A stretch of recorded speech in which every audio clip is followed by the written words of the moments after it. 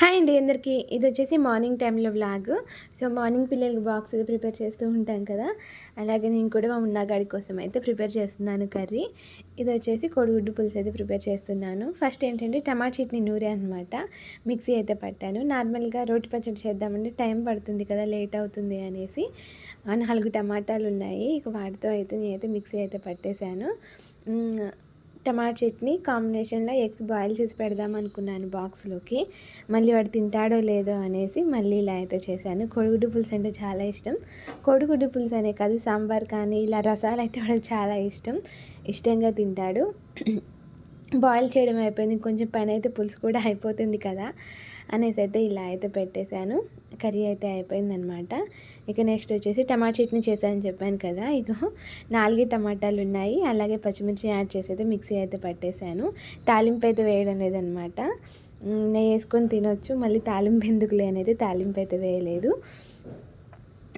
మళ్ళీ ఇది తినకపోతే మళ్ళీ కష్టం అవుతుంది కదా, బాక్స్లో పెట్టిన వాడు తినడేమో అని డౌట్తో మళ్ళీ అయితే కోడిగుడ్డు పులుసు అయితే పెట్టేశాను. నెక్స్ట్ వచ్చేసి వాడైతే రెడీ అయ్యి స్కూల్కి అయితే వెళ్ళిపోయాడు. ఇది వచ్చేసి ఈవినింగ్ టైంలో వ్లాగ్. ఈవినింగ్ టైంలో ఇక్కడైతే స్వీట్స్ అయితే ఉన్నాయి.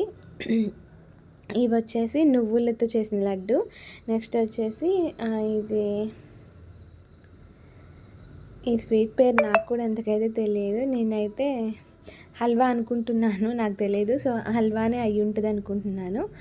సో వాడైతే హాఫ్ అయితే తీసుకొని వెళ్ళాడు బాక్స్లో పెట్టుకొని. చాలా ఇష్టం స్వీట్స్ ఏమైనా ఉంటే వాడు స్నాక్స్ బాక్స్లో అయితే తీసుకెళ్తూ ఉంటాడు.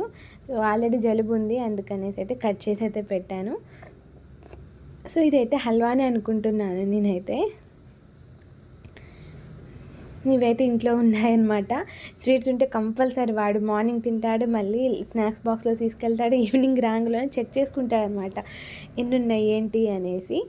సో ఇదనమాట. ఇక నెక్స్ట్ వచ్చేసి మా అక్క నా కోసం బగారా రైస్ అలాగే చికెన్ కర్రీ అయితే పంపించింది. మార్నింగ్ అయితే నేను కోడిగుడ్డు పులుసు చేశాను కదా, అది పుల్లగానే ఉంది. నెక్స్ట్ వచ్చేసి టమాటా చట్నీ, అది పుల్లగానే ఉంది.